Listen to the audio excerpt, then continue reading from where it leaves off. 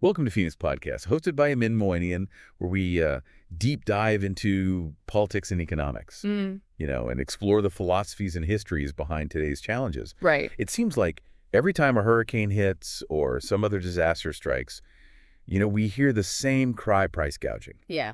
Suddenly a bottle of water costs $10, batteries are sold out everywhere, and people are pointing fingers. Yeah, it feels wrong, right? It feels wrong. Like folks are taking advantage. Like people are taking advantage of a bad situation, but is raising prices when demand is high actually immoral?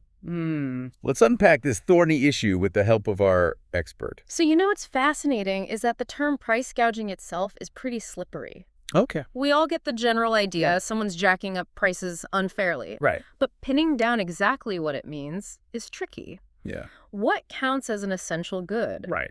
When does a situation become a crisis? Yeah. And how much of a price jump is considered unreasonable? Yeah. These are all judgment calls, which makes setting up clear rules against it a real headache. Okay.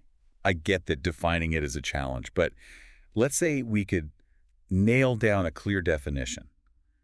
Wouldn't stopping these so-called price gougers actually protect people who are already struggling during a crisis? It seems logical, right? Yeah. But sometimes trying to control prices can actually backfire and hurt the very people these laws are supposed to help. Okay. Think of it like this. Yeah. When a crisis hits, demand for certain goods like food, water, batteries skyrockets. Right. Naturally, sellers want to raise prices to reflect that. It's Yeah. classic supply and demand. But if they're prevented from doing so by law, they have less motivation to get those much-needed goods to the people who need them. So instead of more supplies flowing in to help, we could actually end up with shortages because sellers are holding back. Exactly. Now, that's counterintuitive.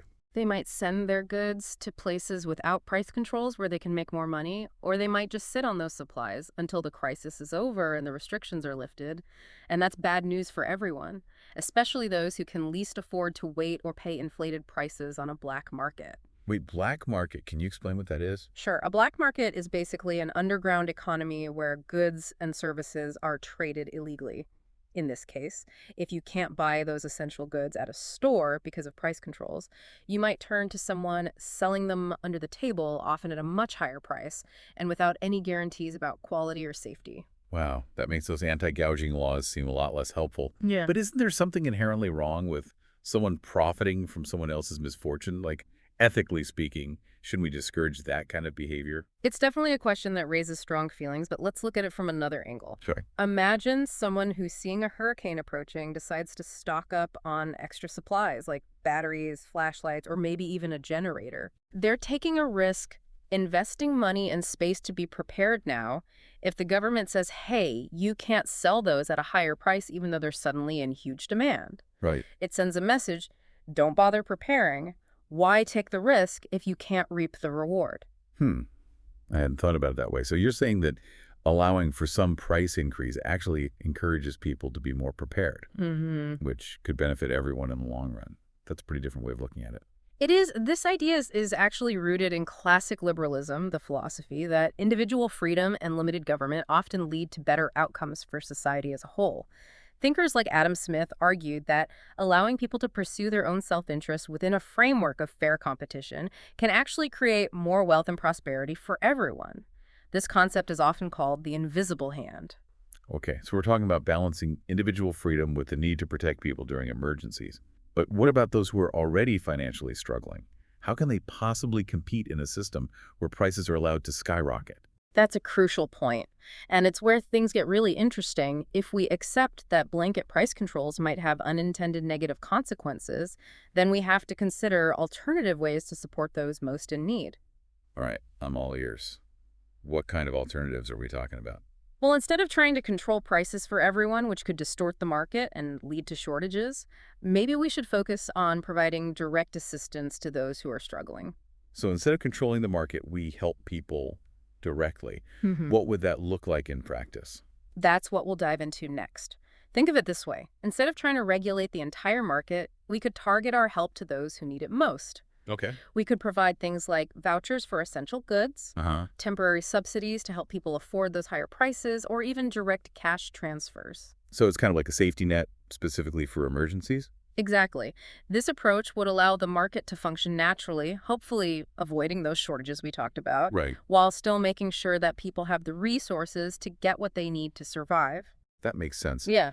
But doesn't this go against the idea of individual responsibility that classic liberals talked about? hmm I mean, aren't we kind of stepping in and interfering with the free market by offering this aid? It's a good question, but remember, even Adam Smith, the father of modern economics, Right. recognized that a functioning market still needs some ground rules and a basic level of social support. Okay. Think of it like this. Well, We have rules against theft, right. fraud, and monopolies because those things undermine fair competition and hurt the market in the long run. Yeah. Helping people survive a natural disaster so they can get back on their feet is kind of in that same spirit. I see what you mean. So we're not throwing out individual responsibility altogether, but rather acknowledging that there are times when people need a little extra help to get back on track. Right. It's about finding a balance. Oh. And here's another thing to consider. Targeted aid could actually be more efficient than blanket price controls. When the government tries to control prices, it has to create a whole bureaucracy to enforce those rules, which can be slow and costly. So we're talking about red tape and paperwork, not exactly known for being speedy or effective. Exactly. But with targeted aid, you can often get resources directly to the people who need them much faster sometimes, even before a crisis hits. Imagine, for example, if people in hurricane-prone areas received a small stipend on their debit cards a few days before a storm was predicted to hit. That's a pretty cool idea. So they'd have some extra cash on hand, specifically to prepare, Right. which could help them avoid those price gouging situations altogether. Precisely. And this type of proactive aid could also help to reduce panic buying, which can often make shortages even worse. Wow, that's a really interesting point. It seems like this targeted aid approach has the potential to be more humane, more efficient, and maybe even more effective than simply trying to regulate Yeah. prices.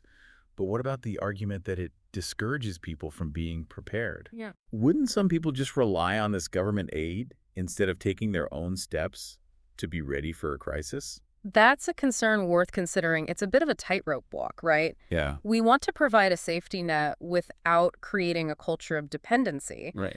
But remember, we're not talking about handouts for every little inconvenience. Yeah. This would be specifically for major crises where people's basic needs are at stake, and there are ways to design aid programs that incentivize self-reliance. Okay, I'm curious, how would you do that? Well, for example, you could offer matching grants for things like home generators or emergency supplies. Okay. So if someone invests their own money in preparedness, the government could match a portion of their spending that way.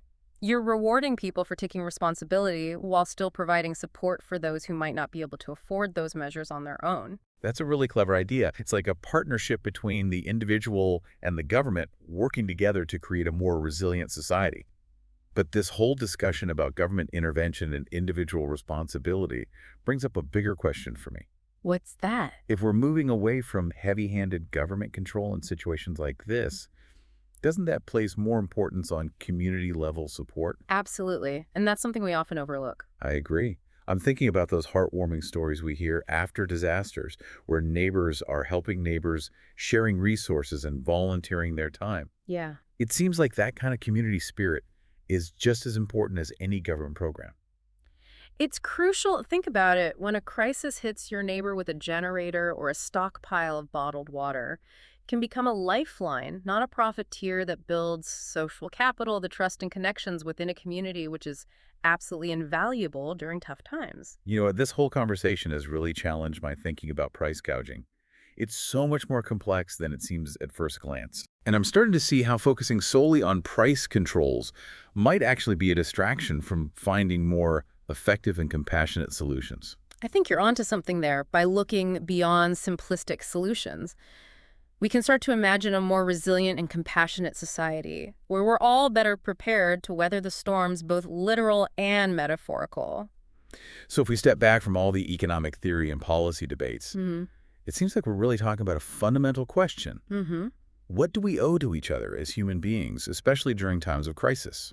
That's a profound question, and it's one that each individual and community will have to answer for themselves. Well said. I think that's a perfect place to wrap up this deep dive. We've covered a lot of ground today, from the nuts and bolts of supply and demand to the philosophical underpinnings of individual responsibility Right. and the role of government.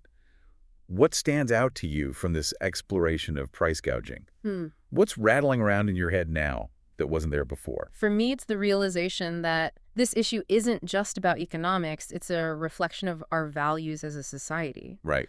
Do we prioritize individual freedom above all else, Right. even in times of crisis?